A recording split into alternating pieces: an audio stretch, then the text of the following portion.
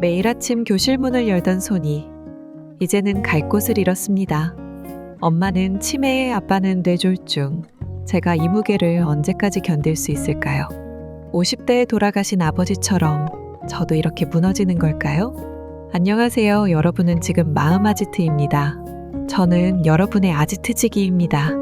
오늘도 우리의 부모님, 그리고 우리 자신이 마주한 현실의 이야기를 나눕니다.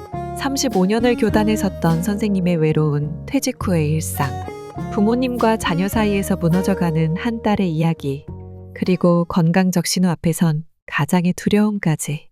오늘의 세 가지 이야기는 비록 가상의 사연이지만 바로 지금 이 순간에도 수많은 중년들이 겪고 있는 우리의 이야기입니다. 아지트지기와 함께 그들의 이야기에 귀 기울여 보시겠습니까?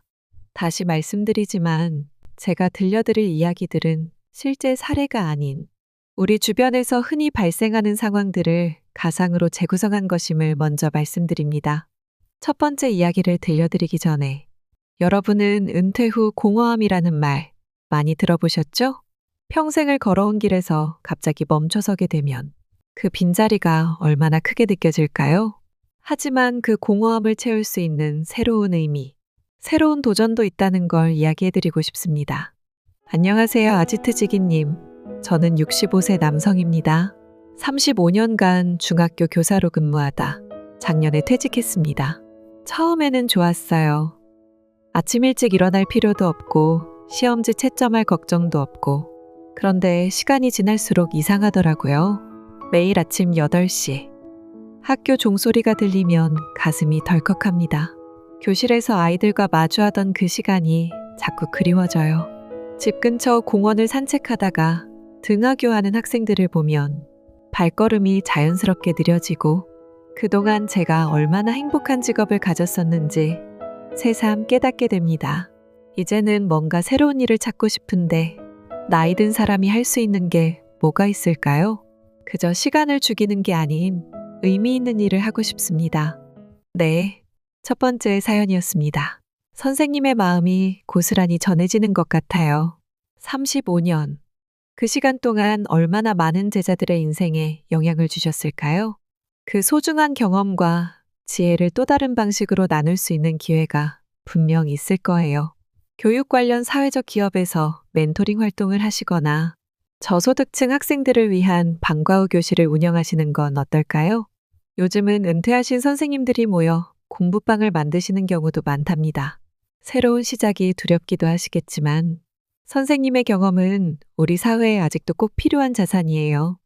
자, 이제 두 번째 사연을 들려드리기 전에 여러분은 샌드위치 세대라는 말을 들어보셨나요?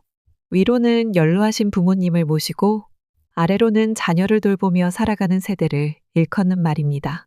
매달 빠듯한 월급으로 양쪽 부모님과 자녀들을 케어해야 하는 우리 시대의 중년층, 그들의 이야기를 들어보시죠. 아지트지기님, 저는 54세 여성입니다. 양가 부모님 4분을 모시면서 일도 하고 있어요. 친정아버지는 작년에 뇌졸중으로 쓰러지셨고 시어머니는 올해 초 치매 진단을 받으셨어요. 다행히 나머지 2분은 건강하신데 언제 어떻게 될지 모른다는 생각에 항상 불안합니다. 간병인을 쓰자니 월급으론 감당이 안 되고, 그렇다고 제가 직장을 그만둘 순 없어요.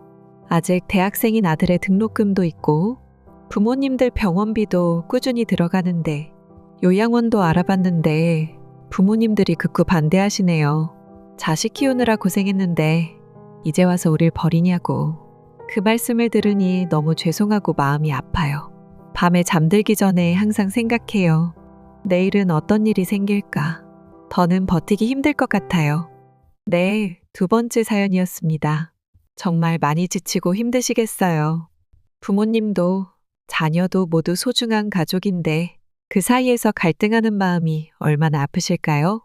우선 혼자 모든 걸 떠안으려 하지 마세요.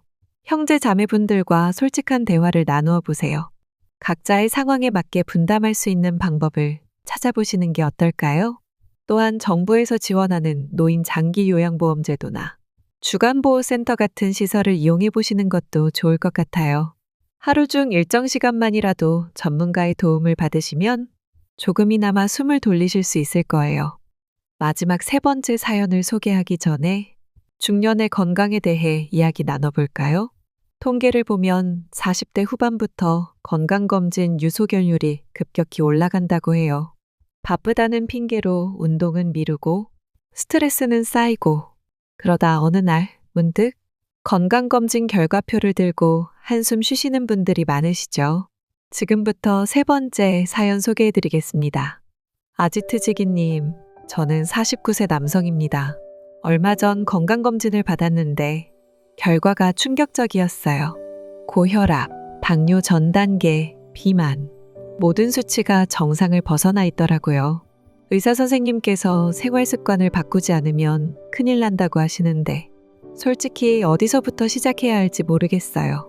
아침은 거르기 일쑤고 점심은 늘 급하게 먹고 저녁은 회식이나 야근으로 늦어지고 운동할 시간은 없고 스트레스는 계속 쌓이고 아버지가 50대 초반에 심장병으로 돌아가셨거든요. 저도 그 나이가 다가오니까 불안해요. 아직 중학생인 딸도 있는데 이대로 무너지면 안 될 것 같은데 어떻게 해야 할지 막막합니다. 네, 세 번째 사연이었습니다. 건강이란 게 있을 때는 미처 소중함을 못 느끼다가 잃고 나서야 그 가치를 깨닫게 되는 것 같아요. 하지만 지금이라도 경각심을 가지신 게 다행입니다. 갑자기 큰 변화를 주려고 하지 마세요. 작은 것부터 하나씩 시작해보는 건 어떨까요? 예를 들어 엘리베이터 대신 계단을 이용하거나 점심시간에 10분만이라도 걷기를 시작하는 거예요. 퇴근 후 동네 체육센터에 들러 수영을 배우시거나 주말에는 가족과 함께 등산을 다녀오시는 것도 좋겠죠. 운동은 혼자 하면 힘들지만 함께 하면 즐거워질 수 있어요. 또 회사 내 동호회나 운동 모임을 찾아보세요. 비슷한 고민을 가진 직장인들이 많을 거예요. 서로 의지하고 격려하면서 건강도 찾고 새로운 인연도 만들 수 있을 거예요. 오늘도 마음아지트를 찾아주셔서 감사합니다. 다시 한번 말씀드리지만 오늘 들려드린 사연들은 가상으로 재구성한 것입니다. 하지만 이런 어려움을 실제로 겪고 계신 분들이 많이 계시죠. 여러분의 이야기에 공감되는 부분이 있으셨다면 댓글로 여러분의 생각과 경험도 나눠주세요. 서로에게 따뜻한 위로의 말도 함께 전해주시면 좋겠습니다. 영상이 도움이 되셨다면 좋아요, 구독 버튼도 꼭 눌러주세요. 더 많은 분들이 위로받으실 수 있도록 주변 분들과도 공유해주세요. 실제 여러분의 진솔한 이야기도 언제든 환영입니다. 사연은 마음아지트 이메일로 보내주시면 됩니다. 따뜻한 마음이 모여 더 나은 세상을 만들 수 있다고 믿습니다. 다음에 또 찾아뵙겠습니다. 감사합니다.